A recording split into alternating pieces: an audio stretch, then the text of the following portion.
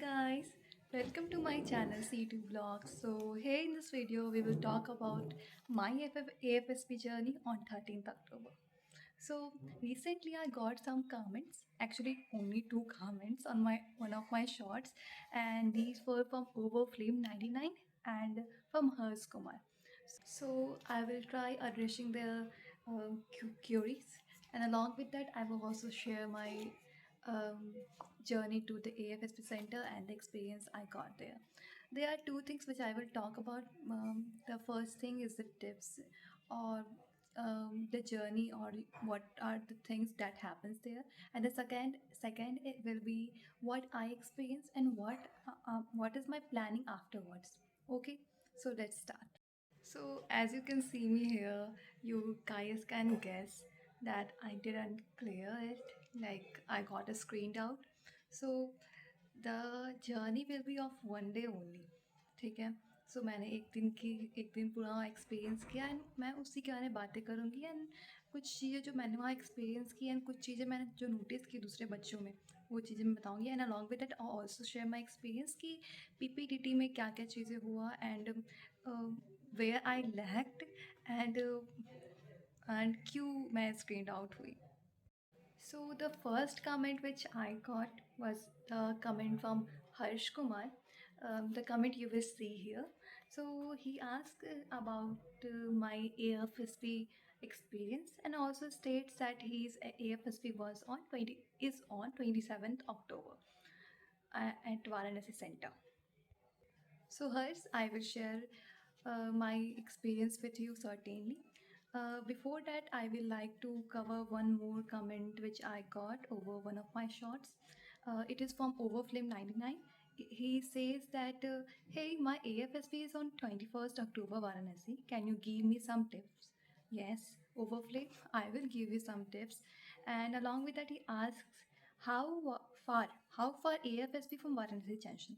So about Varanasi junction की distance कितनी थी वाराणसी AFSP से, तो ये क्या है, तो वॉकिंग डिस्टेंस है, तो 15 मिनट मुझे लगे थे आई गेस, या फिर उससे भी कम लगे थे.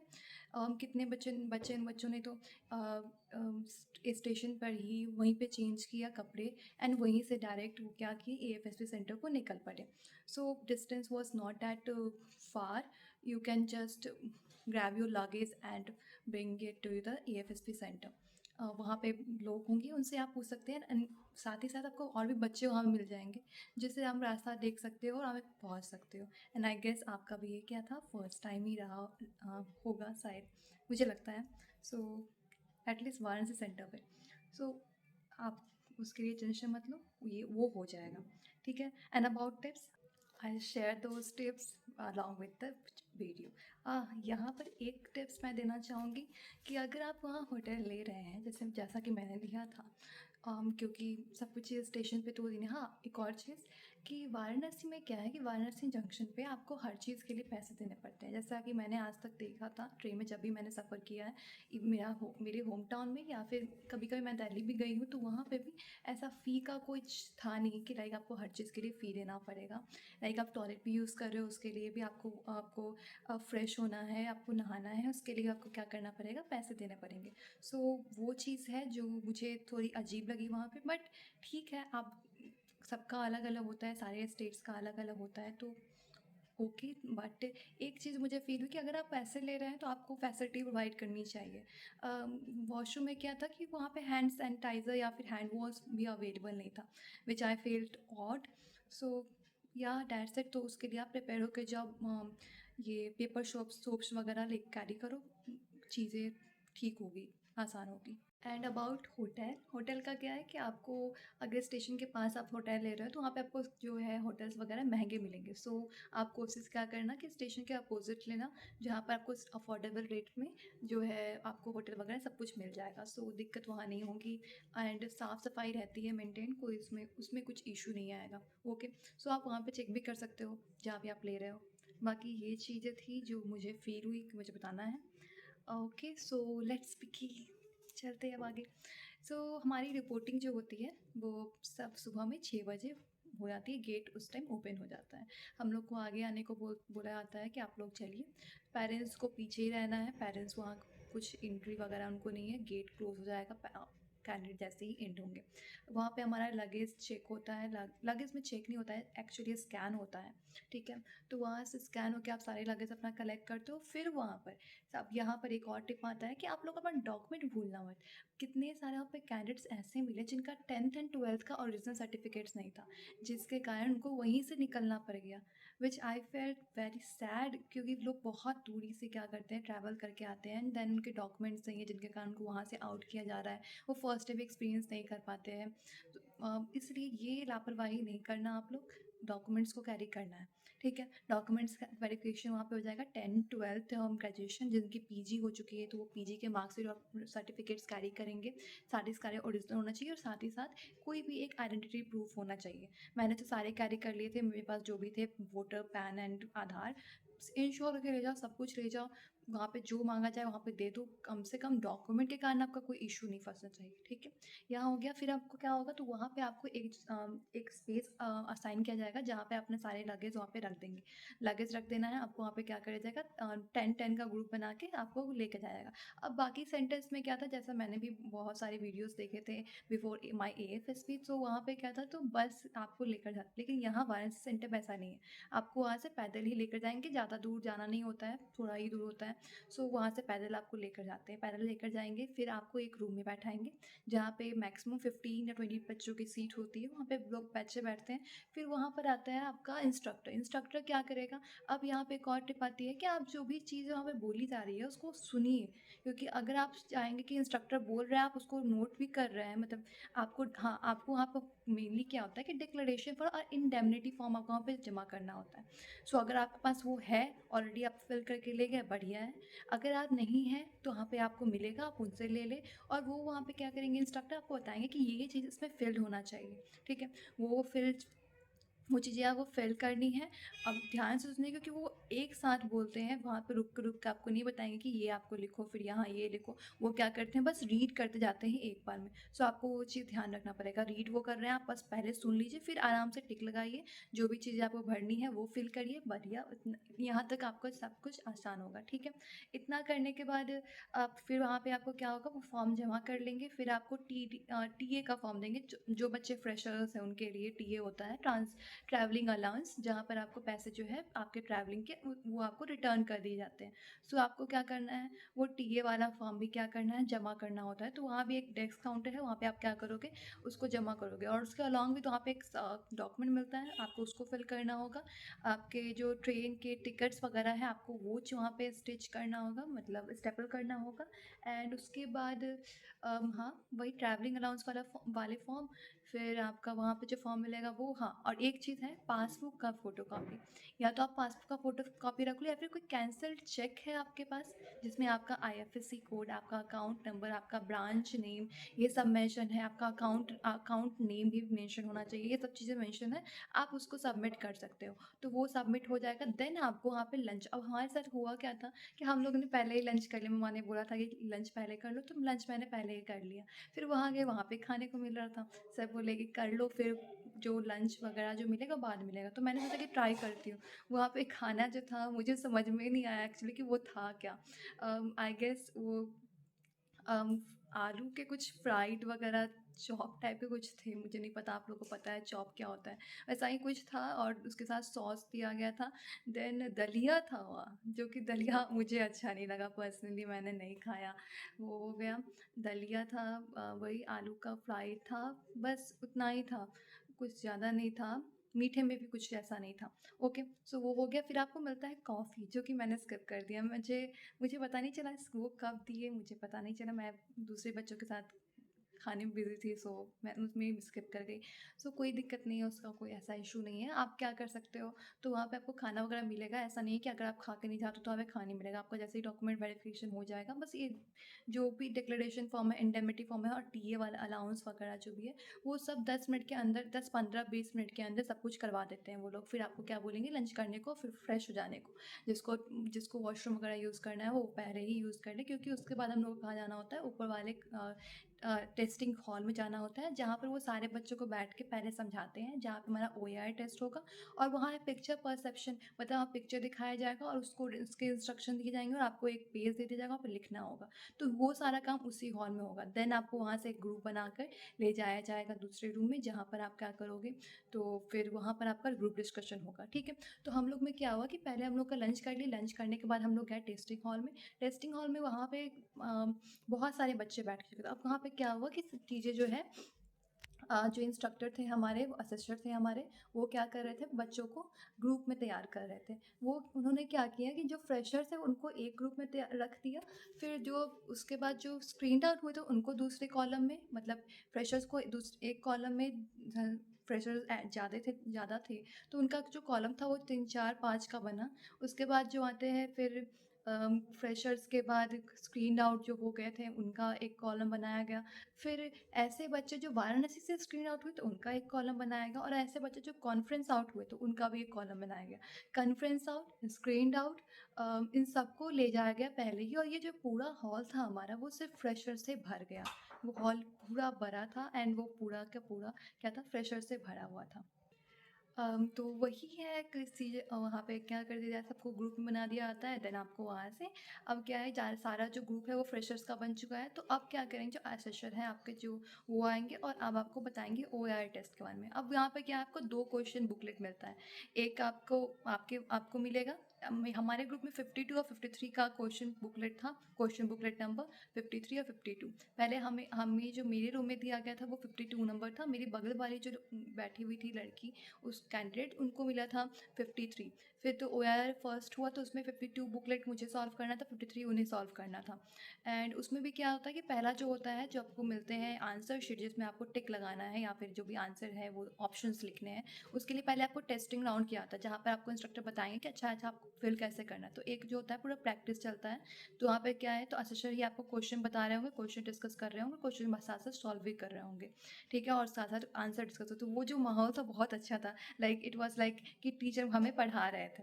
ठीक है, तो वो चीज़ें था, बहुत अच्छा लगा था कि इतने सारे बच्चों के पास फाइनली बैठ के पढ़ना।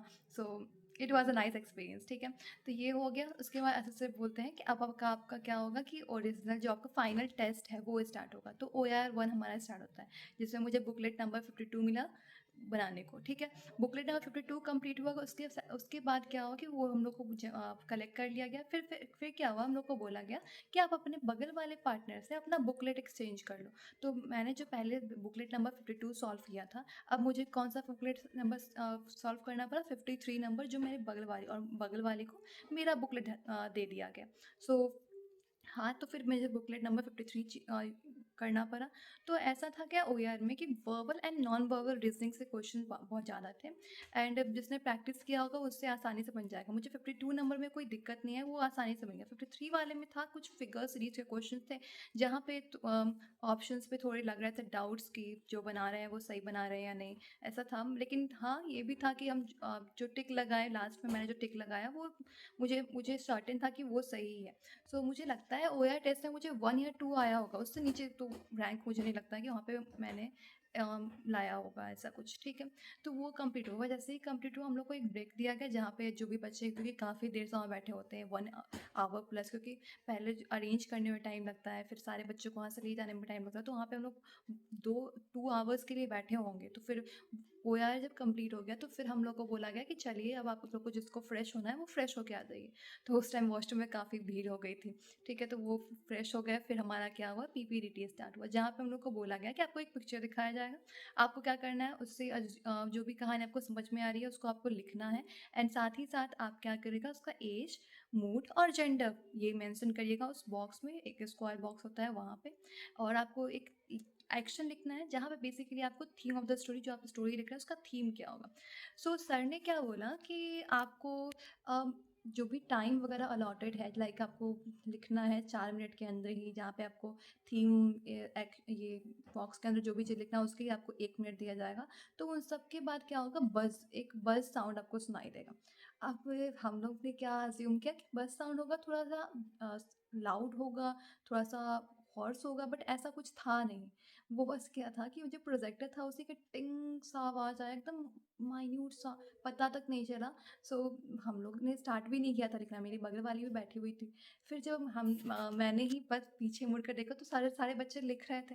फिर हमने स्टार्ट किया लिखना। सो जल्दी-जल्दी लिखना शुरू किया। पेज सर ने बताया था कि अगर आपका आगे भर जाता तो आप पीछे भी लिख सकते हो। चूँकि मैंने लेट से स्टार्ट किया तो मेरे पीछे वाले पन्ने तो नहीं भरे थे। ये एक चीज़ था जो, लेकिन फिर ये भी होता है कि आपकी कहानी अच्छी है तो लेंथ डज़न्ट मैटर, लेकिन वो बोलते भी है कि एटलीस्ट 100 वर्ड्स का होना चाहिए। एंड आई फ़ील कि मेरे जो थे वो 75 या 80 वर्ड्स के ही थे। ठीक है, यहाँ तक ये हो गया। फिर हमें क्या हो गया कि ग्रुप में फिर से डिवाइड किया गया। वहाँ पे भी हम लोग कितने थे फ्रेशर्स, तो 116 फ्रेशर्स थे टोटल। जहाँ पे मेरा जो चेस्ट नंबर था वो 9 ही था। हाँ, मैं चेस्ट नंबर भी दिया गया था इससे पहले, ओके। तो चेस्ट नंबर मेरा 9 था, तो मेरा जो ग्रुप था वो पहला ही ग्रुप था। तो हमारे पहले ग्रुप को ले जाया, हाँ, 1 से लेके 15 तक। 15 का एक ग्रुप बना था जिसमें 15 कैंडिडेट्स थे, उनका ग्रुप बना, उनको ले जाया ग्रुप डिस्कशन के लिए। वहाँ पे व्हाट आई फेल्ट कि बहुत सारे बच्चे ऐसे थे मेरे ही ग्रुप के जो एकेडमी से ज्वाइन करके आए थे। उनकी इंग्लिश भी अच्छी थी। एंड हियर एक पॉइंट जो मैं ऐड करना चाहूँगी कि बहुत सारे वीडियोस ऐसे आते हैं जहाँ पे लिखा होता है कि एसएसपी में, एएफएसपी में इंग्लिश इम्पॉर्टेंट नहीं है, या फिर आप फंबल कर जाते हो तो कोई दिक्कत नहीं है, ये चीज़ें हैं।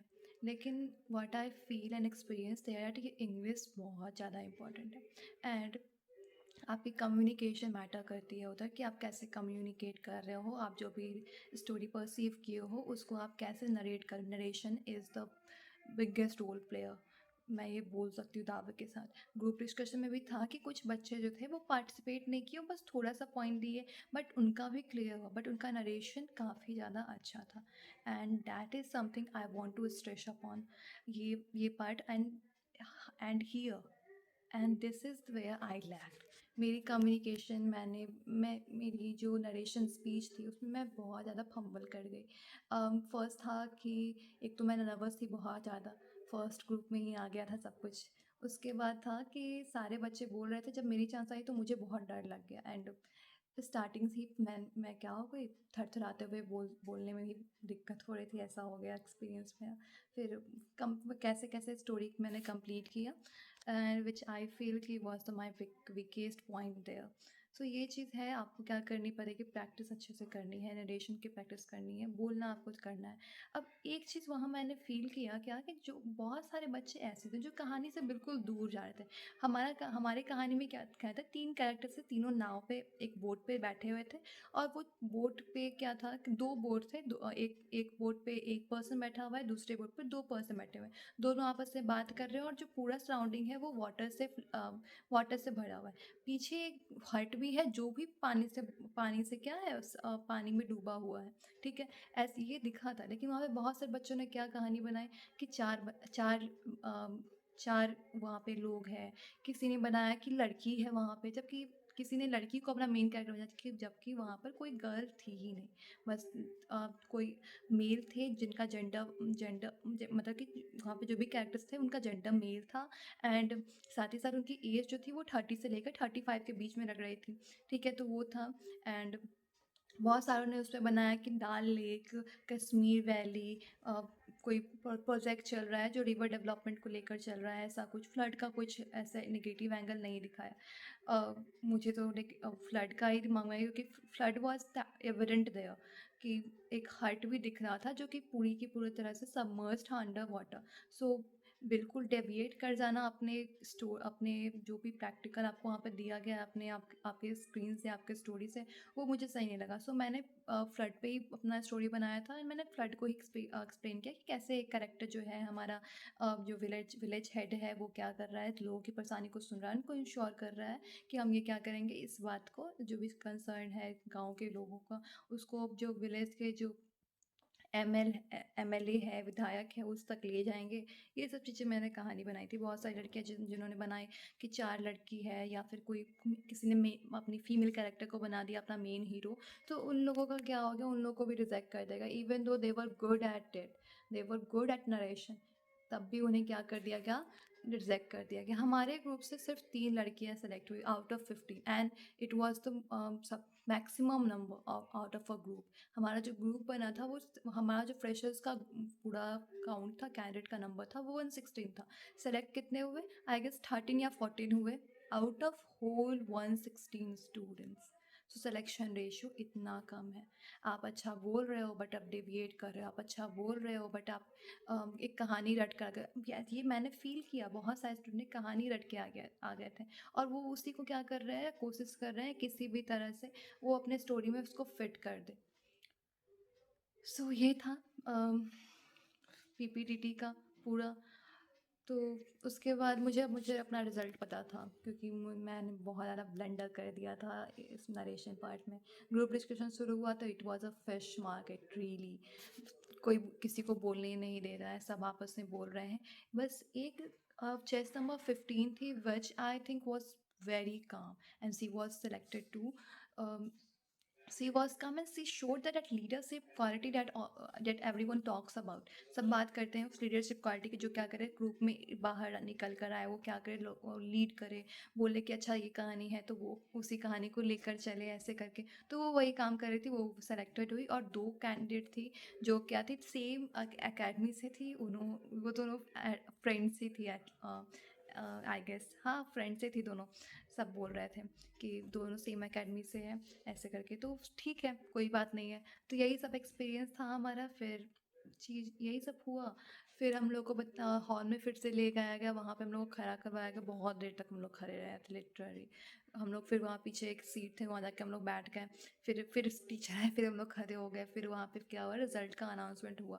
सारे लोगों को वहाँ पे इकट्ठा किया गया था एंड उसमें से मुझे लगता है सारे स्टूडेंट्स, वहाँ पे सारे बच्चों को गैदर किया गया था, स्क्रीन आउट, स्क्रीन इन, फ्रेशर्स, कॉन्फ्रेंस आउट, सबको गैदर किया गया था। और फिर क्या हुआ, रिजल्ट अनाउंसमेंट हुआ जहाँ पे सारे इंस्ट्रूमेंट फ्रेशर्स ही 116 थे। तो सोच लो कि पूरे मिलाकर कितने हो रहे होंगे, 250 प्लस ही होंगे। उनमें से उनमें से 30 या फिर 40 स्टूडेंट बस सेलेक्टेड हुए, बस 30 एंड 40।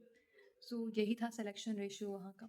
एंड ये सब चीज़ें थी जो मैं चाहती थी आप लोग के साथ शेयर करूँ। मैं वीडियो भी बनाना चाहती थी, लेकिन चूँकि मैंने 2 कमेंट्स देखे, यूट्यूब चैनल मेरा नया है, सो मैं चाहती थी कि जो भी कमेंट्स आए हैं अभी मैं उनसे इंटरेक्ट करूँ, जो भी क्वेरीज हैं उनको सॉल्व करूँ, क्योंकि उन लोग के भी जो AFSP है वो पास ही है 21-27 को। And I know they are nervous too, जैसा कि मैं भी थी। सो वहाँ पे नर्वस नहीं होना, एक ही यही टिप रहेगी मेरी कि नर्वस नहीं होना, काम हो के जो भी चीज़ वहाँ पे बोली जाती है उसको सुनना अच्छे से, जो भी चीज़ें बोली जा रही है उसको सुनना, और क्या करना कि सुन के बाद लिखना, और जहाँ पे डाउट आए दोबारा पूछना। ऐसा कुछ हेजिटेट नहीं करना कि दोबारा नहीं पूछना है या कुछ भी, या फिर डर लग रहा है दोबारा पूछेंगे तो कोई क्या सोचेगा, कोई क्या सोचेगा, कोई कुछ नहीं सोचता है। आप मैंने वहाँ पे इतना गंदा नरेशन किया, फिर भी सारे जो लोग थे मेरे बगल में वो मुझे ऐसे ऐसे ऐसे करके देख रहे थे, लाइक कितना सपोर्ट कर रहे हो। अच्छा लगा था वो देख कर। था पता है कि वो प्रिटेंड ही होता है, लाइक कि आपको दिखाना होता है कि हाँ आप दूसरे के जो कन्वर्सेशन में इंगेज हो रहे हो। बट वहाँ पे जो भी कैंडिडेट्स थे वो अच्छे थे, कोई ख़राब नहीं था या फिर बुरा नहीं था, वो सब सपोर्टिव थे। After that also group of discussion के बाद हमारा लंच हुआ था। लंच में हमें क्या मिला था, करी बड़ी, जहाँ पर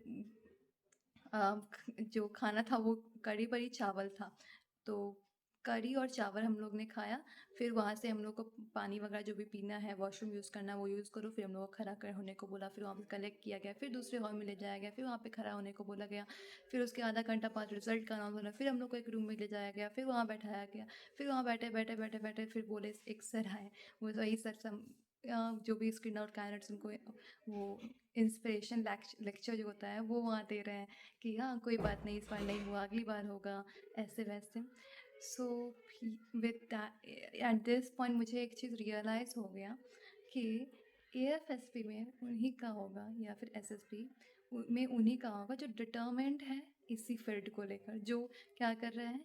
जैसे जो लड़कियां मेरे ग्रुप से सेलेक्टेड हुई, एक का तो नहीं पता बट 2 जो थी वो एकेडमी से ही थी। तो वो लोग क्या है, डिटर्मेंट है एक ही चीज़ को लेकर कि हाँ, मुझे क्या करना है, डिफेंस ही निकालना है। तो मैं क्या कर रही हूँ, उसी के लिए ट्रेनिंग ले रही हूँ, उसी के लिए मैंने अकेडमी जॉइन की है, उसी के लिए मैं सब कुछ का प्रैक्टिस कर रही हूँ। एंड उनकी प्रोबेबिलिटी जो होती है सिलेक्शन की, वो बढ़ जाती है इस कारण। और बाकी सही कहा है, ये खेल नहीं है, ये आपको क्या करेगी, अच्छे अच्छे को यहाँ पे बहुत लग जाती है। बहुत सारे बच्चे क्या है यहाँ पे बोल रहे थे तो नीचे देख के बोल रहे थे, फिर उनको कहीं याद आया कि अच्छा देख के बोलना है, तो फिर वो देख रहे थे, बहुत नर्वस, सबका फर्स्ट टाइम था ना, सब नर्वस थे। सो जिनका अच्छा हुआ वो अच्छा है, बात है, उनका हो गया, वो आगे प्रोसेस में जाएंगे आगे। तो यही सब चीज़ था पूरा का पूरा, जो कि मैंने यहाँ पूरे में एक्सप्लेन किया है, चाहा कि सारे जो कमेंट्स हैं उनके आंसर दे दूँ। तो यही सब चीज़ था जो कि आई फेल्ट कि आप लोगों को बता दूँ। तो मेरा एएफएसपी जो 13 अक्टूबर था वो कुछ इस प्रकार गया। आगे कुछ प्लान्स हैं जिसके बारे में मैं आगे भी वीडियो लाते रहूँगी कि अब क्या करना है, मैं क्या सोच रही हूँ, क्योंकि अभी नहीं बात करते इसके बारे में, नेक्स्ट वीडियो में। Okay, till then keep watching, do subscribe, do like my channel, and तब तक के लिए बाय बाय।